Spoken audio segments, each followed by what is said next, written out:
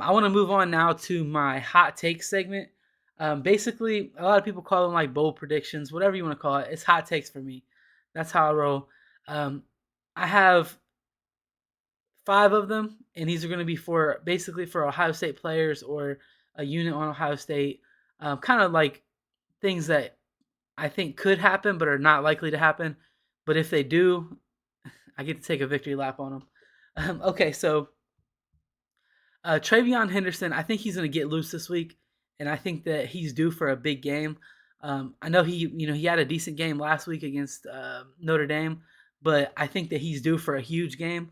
I'm going to say Travion Henderson goes for over 150 yards this week, probably a couple touchdowns. We'll see how that works out. Sometimes they like to switch running backs after the one running back gets them all the way down the field.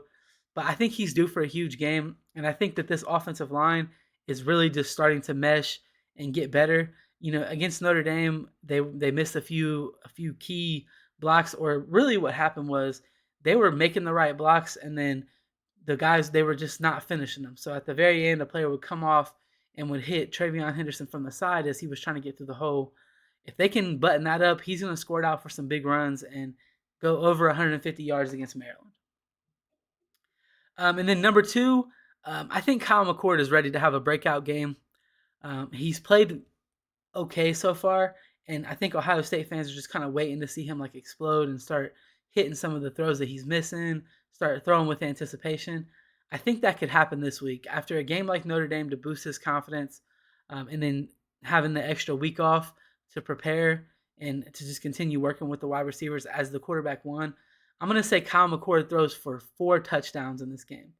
That's something that he hasn't done yet, and I think that he could do it.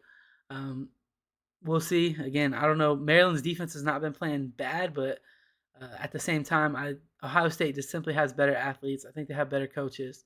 I think they're going to take care of business pretty fairly easy in this game. And Kyle McCord has a big day. The next one's going to be over to the defensive side of the ball. I think that Denzel Burke will get an interception in this game. That's not a super bold take, but I mean, he didn't have one all of last year. He had one this year. But I think he's going to get one in this game. I hope he houses it. I want to see them try to challenge him, and I think that he's going to be up for the challenge no matter what they do. So I'm looking forward to seeing that. Let's see here. All right, moving on to the next one. I have number four. I think Ohio State's defense gets 5 sacks in this game.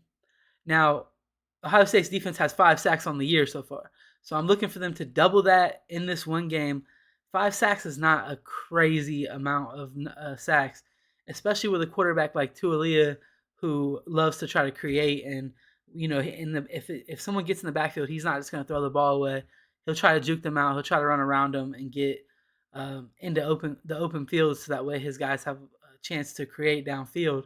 And I think that he's going to try that, but I also think that Ohio State has done a really good job this year of kind of caging quarterbacks in. I think that's part of the reason why they haven't gotten as many sacks. However, I also think that they haven't really allowed quarterbacks to kill them on the ground, which, if you look back at last year, Ohio State versus Michigan, everybody sees the big plays that happened, which is fine. Those big plays for touchdowns need to be addressed, and they have addressed them. But also in the third quarter of that game, JJ McCarthy started running the ball more. And there was one drive that they sustained for, I think it was like an 8-minute drive or something that ended in a touchdown. And a lot of the plays on that drive were, or the conversions on that drive were because JJ McCarthy was running the ball. So they need to be prepared for that. And I think that that's what the defense is doing this year. So I think they're still going to get the sacks this week, though, because Tualia is going to try to get out of there, and they're going to cage him in, and they're going to get him to the ground. All right, so then moving on to the last one, number five here. I have someone other than the main four pass catchers catches the touchdown.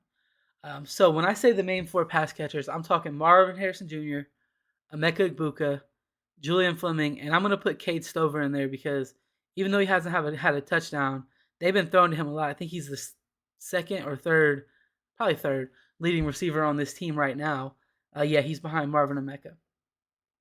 He's way ahead of Julian Fleming. Now, by saying someone other than those four guys, that does leave the option of like Carnell Tate, who has already caught a touchdown pass. So whatever, if I get it off of that, it's a technicality. I don't care.